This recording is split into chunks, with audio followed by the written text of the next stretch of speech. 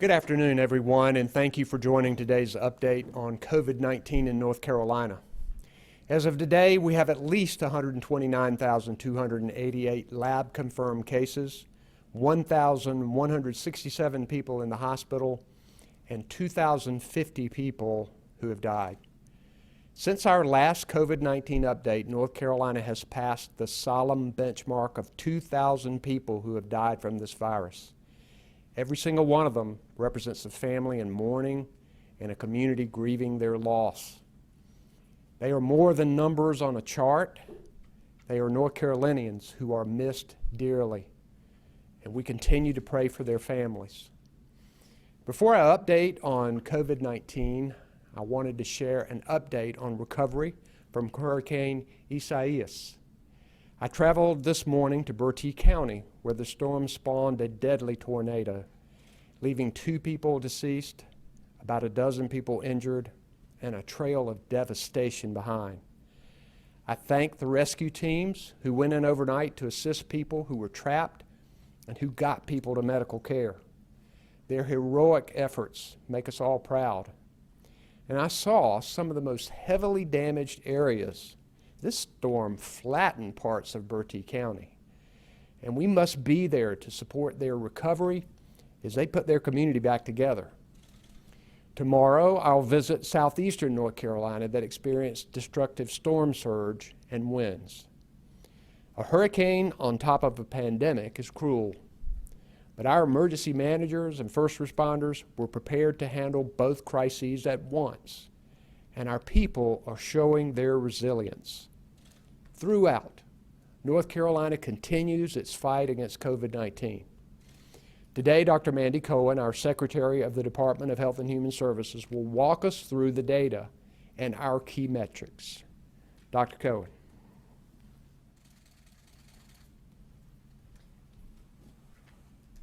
Thank you, Governor, and thank you for your leadership under multiple crises. Before I begin with data, I just want to give a shout out to the state of Missouri for voting yesterday to expand Medicaid.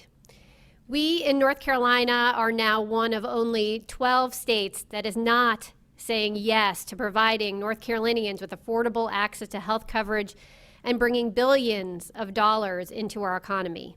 It is time to expand Medicaid here in North Carolina.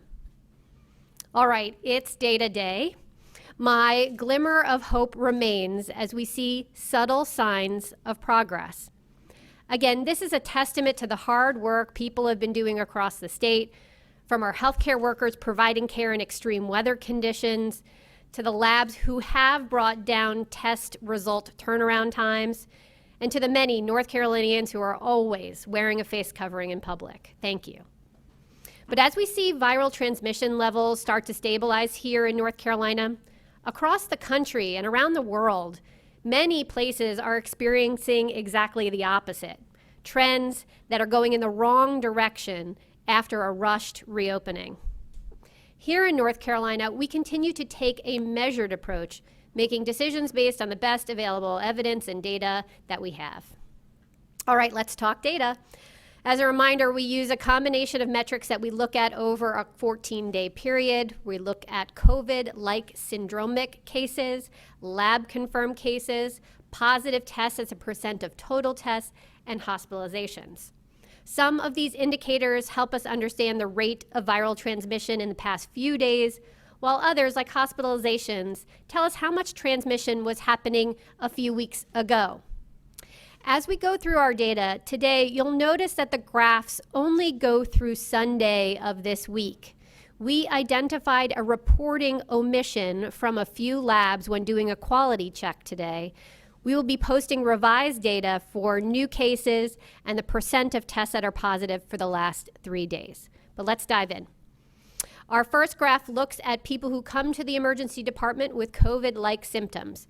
This is the most timely data we have, and it's our earliest detection mechanism. This metric is not impacted by testing rates or other factors. So take a look at that yellow line. You can see that that trend is declining. But you can also see that that yellow line is still high above its baseline. Next, we look at laboratory confirmed tests. This is another one of our more timely metrics. This first graph gives you a look at that trajectory of new cases each day since we had our first case all the way back to March. But let's zoom in to get a better sense of the current picture. On this graph, we now see another week of evidence that shows we are starting to stabilize, but the rate of those cases is still high.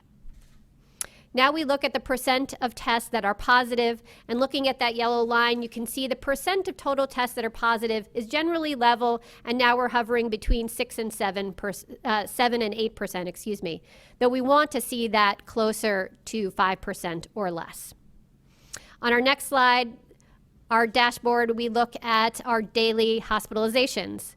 As I've mentioned before, people who are going into the hospital today were likely infected days or weeks ago. That's again why we call this a lagging indicator. This trend will take longer to stabilize than other metrics. When we saw our cases started to level, we discussed that it would take a few weeks for our hospitalization data to reflect that trend. And now we're seeing the first signs that hospitalizations may be leveling off as well. Fortunately, we still have adequate hospital capacity here in North Carolina, and we continue to monitor those capacity levels closely. Okay, so here is where we are. Our surveillance data is declining, but it remains elevated, so it gets a yellow line. North Carolina's trajectory of lab-confirmed cases is stable, but the number of cases remains high, it gets a yellow line. North Carolina's trajectory in percent of tests returning positive is hovering around 7 or 8%. This gets a yellow line, as we'd like to see it closer to 5%.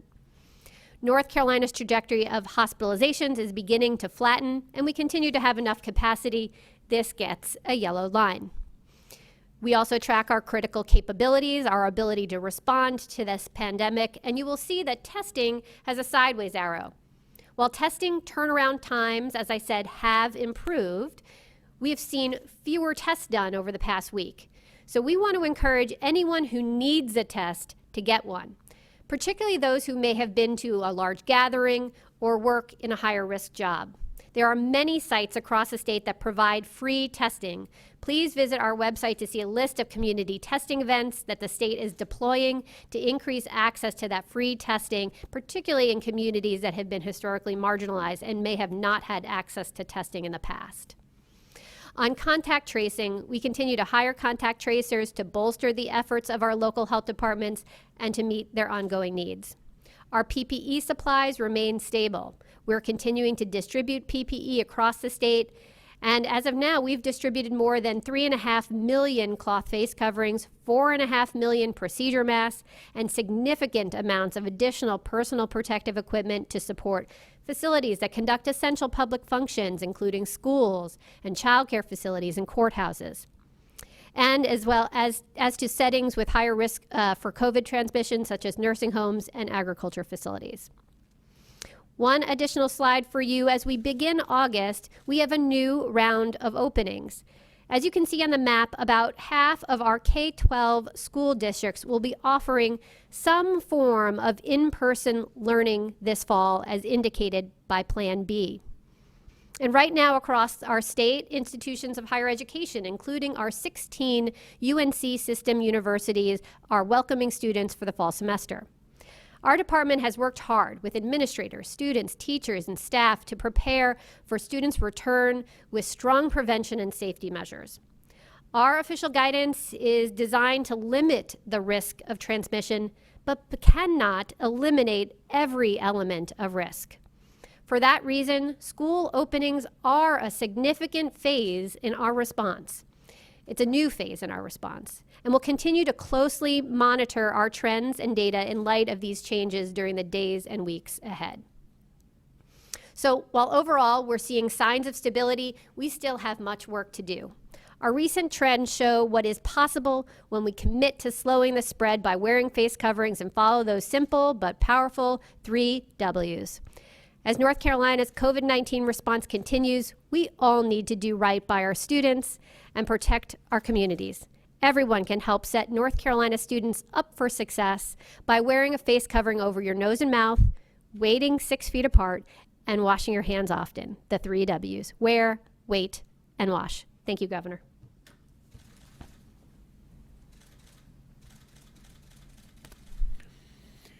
Thank you, Dr. Cohen. As I said last week, stable is good, but decreasing is better. And while we are seeing stabilization of our numbers, that doesn't mean we can let up. We know this stability is fragile, and these trends can change quickly if we let down our guards. You only have to look at hospitals in other states that have been overwhelmed when reopening occurred too fast. In North Carolina, we've used the dimmer switch approach to easing restrictions. This ensured that we did not open too much, too quickly, which health experts say can lead to a devastating increase in cases, sickness, and death. In addition, it can lead to having to go backward, like some other states have had to do. There are key openings already occurring this month, as Dr. Cohen said. August means back to school time for our K through 12 students, as well as our colleges and universities. But it's not business as usual this year for our schools. Most of our students will begin school using remote learning, but others will have some in-person instruction. However, there will be fewer children in the classroom at one time, mandatory mask wearing, and social distancing. A number of private schools are starting back with in-person instruction as well. And our college campuses will have students, but they'll be using more buildings and less in-person instruction because of the pandemic. The opening of schools and colleges is an important one. Education must go on, even in a pandemic. In-person learning has benefits, but it means challenges for our state, especially as our higher education campuses draw students from around the country and the world. With the hustle and bustle of opening schools, people will move around more, and so will the virus. Other states that lifted restrictions quickly have had to go backward as their hospital capacity ran dangerously low and their cases jumped higher. We will not make that mistake in North Carolina. In keeping with our dimmer switch approach with school openings, and in order to push for decreasing numbers, which will keep people healthier and boost our economy, North Carolina will remain paused in Safer at Home Phase 2 for 5 weeks. Experts believe our mandatory mask order stabilized our numbers. And just last week, we added a curfew on alcohol sales to keep restaurants from turning into bars, which are high transmission areas. Our success at returning thousands of students, teachers, and staff safely to classrooms this month depends on us doing what works. Most North Carolinians across the state are doing their part to slow the spread of COVID-19, wearing a mask, waiting 6 feet apart, and washing hands often. These simple strategies are more important than ever. It's time to double down on them. The more people do this, the better our health and our economy will be. As I saw the hurricane and tornado aftermath today, families reeling and entire communities still in shock, I also saw that familiar glimmer of hope that shines every time North Carolinians face a challenge. One mom told me that she and her daughter were violently thrown from their mobile home, but were unhurt. Amid losing most of what she had, she was thanking God for her life and the life of her daughter. That's amazing. Whether it's a storm or a pandemic, that kind of hope and our shared commitment to a stronger future will keep us going. Hold on to that hope. Keep wearing your mask and know that these difficult times won't last forever, but our strength and resilience will. Also with me today is Secretary of Public Safety Eric Hooks, Emergency Management Director Mike Sprayberry, our Commander of the State Highway Patrol, Colonel Glenn McNeil, and Department of Transportation Chief Engineer Tim Little. Lee Williamson and Nicole Fox are our sign language interpreters. And behind the scenes, Jackie and Jasmine Mativier are our Spanish language interpreters. We'll now take questions from the media. If you will identify yourself and your organization, we would appreciate it, and we'll take the first question. Our first question is from Travis Sane with WRAL. Thank you, Governor. Travis with WRAL. I'm interested in what conversations the administration has had with university officials, and particularly how you avoid a scenario where we reopen the campuses, students come back on, a fairly predictable series of transmissions happens. They shut down, send everybody home again, potentially spreading the virus further and wider in local communities. The Department of Health and Human Services has recommended extraordinary steps to our universities in order to keep students and faculty safe, and that ought to be a shining star. I'm going to let Secretary Cohen comment on this, as she has had a number of discussions with university officials. Secretary Cohen. Thank you, Governor, and thanks, Travis, for that question. Yes, we've been working with folks in higher ed for a number of months, working on best practices, putting together guidance, which is posted on our website. Both the CDC and the state has guidance. And in addition, I know all of our colleges and universities have been working through their own operational implementation of that guidance. We were lucky to have steering the ship at UNC until just a few days ago, Dr. Bill Roper, who is the former CDC director, obviously extensive experience in public health, so was very instrumental in putting together those plans. But I think you're right in saying these are not activities with no risk. There is risk. The virus is with us. It is in our communities. And that's why we have to take the precautions of all wearing face coverings that cover our nose and our mouth, avoiding large crowds, doing the social distancing, and washing hands and keeping good hygiene. So I know all of our universities are working to implement that. In addition, if we do see viral spread on campuses, many of them have already worked to develop memorandums of understandings with their local health department to make sure that if viral spread does happen, that we can contain it quickly and make sure it doesn't spread to other students or faculty. Thanks. Thanks. Next question, please. Our next question is from Eric Spanberg with the Charlotte Business Journal.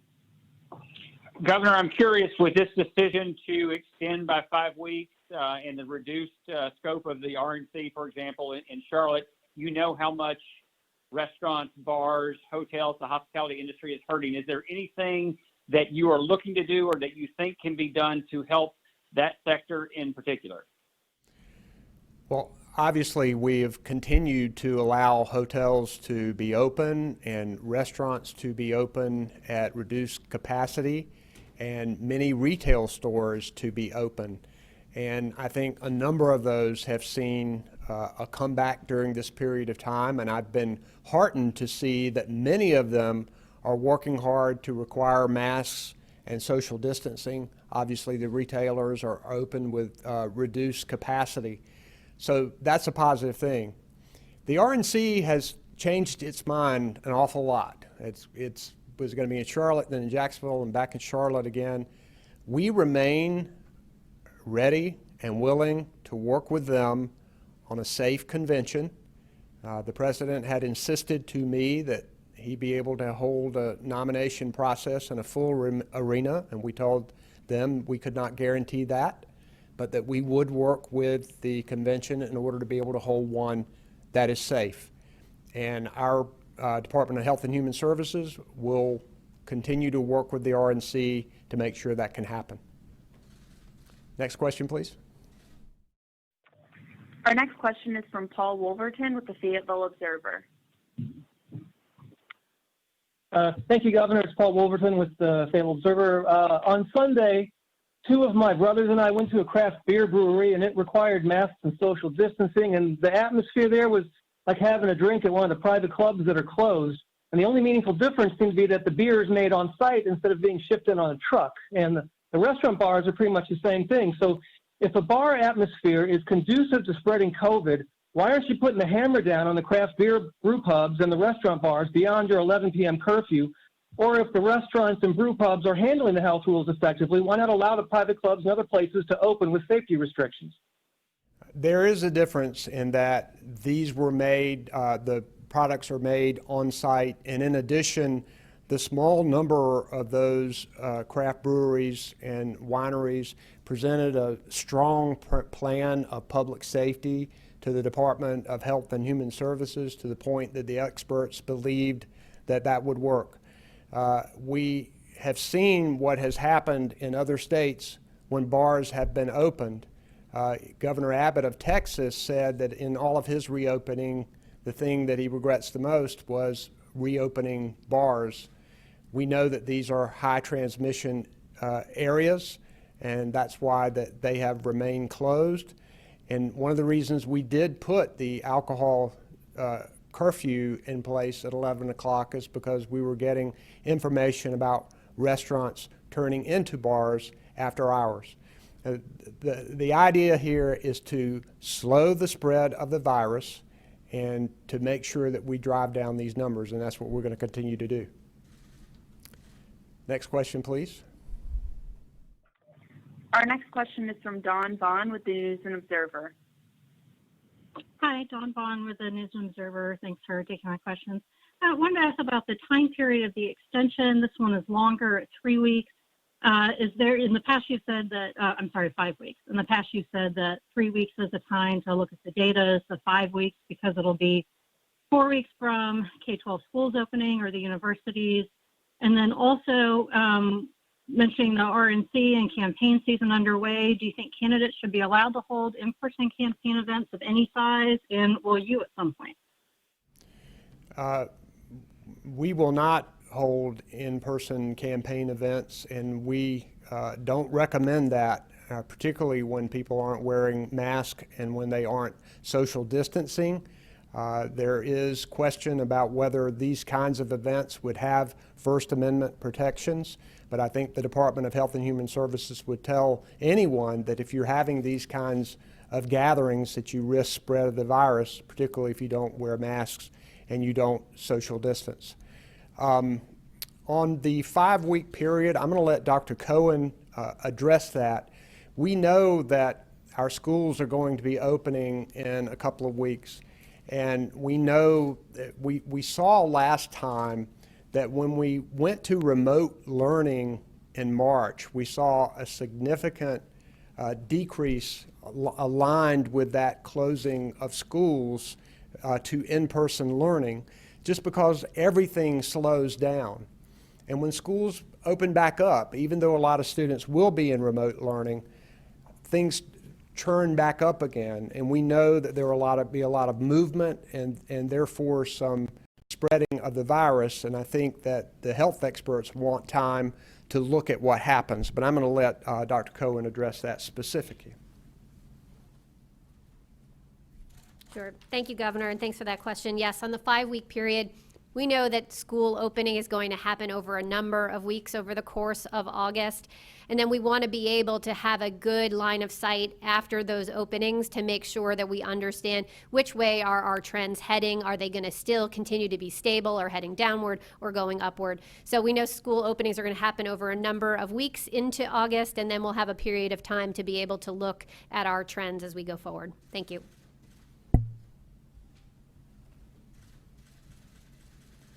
Next question, please. Our next question is from Allison Smith with Fox 8. Hey, Governor. This is Allison with Fox 8. Just with us staying in phase 2, a lot of us have heard or seen bars, gyms operating despite your executive order, bringing in money, saying they're doing so safely.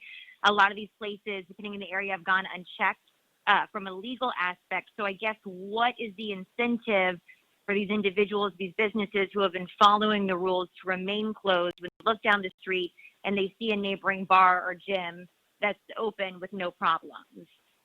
You let local law enforcement and the Department of Alcohol and Law Enforcement Agency know if one of these things are happening, if a bar is open, because actions have been taken to close those bars, and that action will be taken again. We want to know that. They should not be open, and the reason is the significant chance for spread of the virus. Next question, please. Our next question is from Dewan Hogard with ABC 11. Good afternoon, Governor Dwan Hogard, ABC 11, Raleigh, North Carolina. Just questions for you and Dr. Cohen. Just want to press you a little bit more to be specific. If after these next 5 weeks, if the numbers don't show something appropriate to you, both specifically, how aggressive or how more aggressive do you see you all becoming in getting the states reopened? One of the things we don't want to do is to go backward. And one of the best ways to prevent that from happening is for people to wear masks and to social distance. The more people who do this, the better off we're going to be and the better chance that we will have to be able to ease restrictions and to move forward like we very much want to do.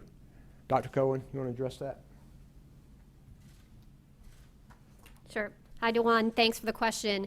Yes, so we will continue to watch the same 4 metrics that we've been watching, looking at our surveillance data, looking at our testing data, and looking at our hospitalizations to understand what is the amount of viral spread that we're having in our communities. We are seeing that first signs of stability. As we go into these school openings, we want to maintain that stability. And I think that's why you hear us saying over and over to do the things we know that work, doing the 3 W's. But we want to make sure that we can sustain this stability and even better to decline, because I will say our cases are still too high. We are still having such a high clip of cases day over day. It is still straining our resources, with whether that's testing resources, tracing resources, or hospitalizations. We certainly want to see a lower level of new cases spreading across the state here. So I think we know what works. We're going to continue to stick with it. I know it takes a lot of vigilance, but we are seeing our numbers go in that stable direction, and I think it's directly tied to the hard work we've been doing with face covering. So we just encourage folks to continue on that path. Thanks. Thank you. Next question, please. Our next question is from Michael Hyland with CBS 17. Hi, Governor. This is Michael Hyland from CBS 17. With the timeline and the way things have gone so far, I wanted to ask, do you believe North Carolina will be in a position to move into phase 3 before there's a vaccine for COVID-19? I hope that we will, because there are ways to control the spread of this virus. If people will do the things that we continue to tell them to do, wearing a mask, social distancing, and washing frequently, we can drive down these numbers. Obviously, we all want a vaccine, and I'm proud of people in North Carolina and companies that are working hard on it, but we would hope that we could move along in our phases even before a vaccine is in effect. Next question, please. Our next question is from Kate Martin with Carolina Public Press. Good afternoon, Governor Cooper. This is Kate Martin from Carolina Public Press. I'm wondering if you guys can share what the turnaround time is for test results statewide now. Some people I've been talking to are still reporting 10 to 14 days, and I'm wondering what effect that has on contact tracing and isolation efforts as you're trying to slow the spread of the virus. Also, I'm interested in whether the state is formulating a plan on when a vaccine is eventually available. What sorts of groups of people will have the first access to it? Thank you so much. We want to reduce turnaround time. We think it's critical to contact tracing. The sooner you know about a positive test, the better chances you have of being able to trace the contacts. We know that different labs are having different turnaround times. I'm going to let Dr. Cohen address that, but it's one of the reasons why we have joined this consortium of other states to explore ways to leverage our buying power or our collective power to be able to get more testing into our states because of the lack of a federal strategy. But I'll let Dr. Cohen address it. Hi, Kate. Thanks for that question. And you're right in what the governor was saying is that there are certain labs that are seeing higher turnaround times, but overall, we're actually seeing turnaround times that are 3 to 4 days for most of our labs. If you isolate out just 1 or 2 of the labs that are having very high turnaround times that are closer to 6 or 7 days, then almost all of our other labs have really worked hard to get down to about 3-day turnaround time. I know LabCorp, our biggest commercial lab, it's here in North Carolina, has brought on new capacity. They've been working hard to clear their backlog and now have, and they are processing a lot of tests. And so that is very good news for North Carolina. So a lot of really hard work has gone on in the last week or 10 days to really think about diversification of the labs that we're using, types of tests, as the governor said, even thinking about how do we use our purchasing power differently. So what we are seeing is good news on the turnaround time, and we're hoping to continue to see that. So we want to make sure if you need a test, make sure that you go get a test. There's more than 500 sites on our website, many of which are free. So we're very much encouraging folks to go get tested. Thanks. Next question, please. Our next question is from Richard Craver with the Winston-Salem Journal. Hello, Governor. This is Richard Craver with the Winston-Salem Journal. Just a couple of questions. One, in this instance, you've seen a level of stabilization or leveling off over the last 7 to 10 days. Given the nature of you're seeing something that I guess you could say is less bad as good at an elevated level, why go as far as 5 weeks instead of maybe another 2 or 3 weeks to see if that leveling off would continue? We want to make sure about what's happening with our numbers with schools reopening over the next several weeks. And we are talking about lagging indicators. And this is why the 5-week period was recommended by the Department of Health and Human Services. And I think Dr. Cohen addressed that well earlier. And the other thing, stabilization is good, but as Dr. Cohen mentioned, we've stabilized at a number that's too high. We've stabilized at a % positive that is too high. So we want to continue to work to drive those numbers down. And we think that staying at Safer and Home Phase 2 will help us do that. We also saw things begin to stable. There's a direct correlation with the mandatory mask order. And we began to see stabilization about 2 or 3 weeks, I guess it was, after that order. And so we know that that's having a positive effect. Next question, please. Our next question is from Christy O'Connor with WBTV. Hi, Governor. This is Christy O'Connor from WBTV. Shortly before this press conference started, the RNC did release some health guidelines that they plan to have their delegates follow when the convention is held here in Charlotte. I was wondering if you had a chance to look those over and what your take was on those guidelines that they've issued. I think our Department of Health and Human Services has received that proposal. I've not personally seen it. Dr. Cohen, would you want to comment on that? Yes, so I have also not reviewed it myself, but the members of my team have, and I know we've given feedback. They did report to me that there were some very good core principles in there of wearing face coverings for everyone involved in all the events, the thoughtfulness about social distancing, and as well as screening and testing. So I know that overall folks were thought that it was a good plan overall, but I know we did have feedback that we provided to the RNC to make it even stronger. And again, these kinds of plans are meant to reduce risk. We know that any type of gathering of people has risk of viral spread, and all of these safety elements are meant to reduce risk. And again, I think they have those plans on paper. Now we want to see them executed as they move into their planning phases.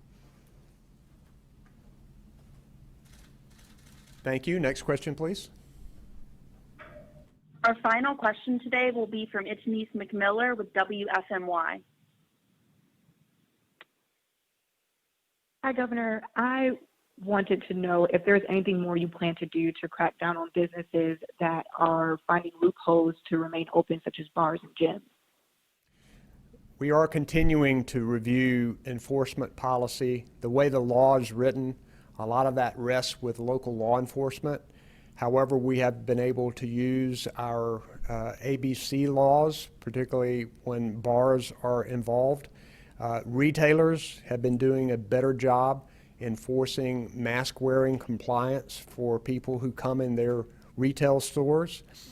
The Department of Health and Human Services has had gotten reports of some businesses that were open that shouldn't have been and have contacted them to tell them to stop, and that has happened several times. So we are working to make sure that we can increase our enforcement to make sure that what we're doing is working and to make sure that what we're doing is fair. We want to thank you all for joining us today, and please stay safe and healthy out there. Thank you very much.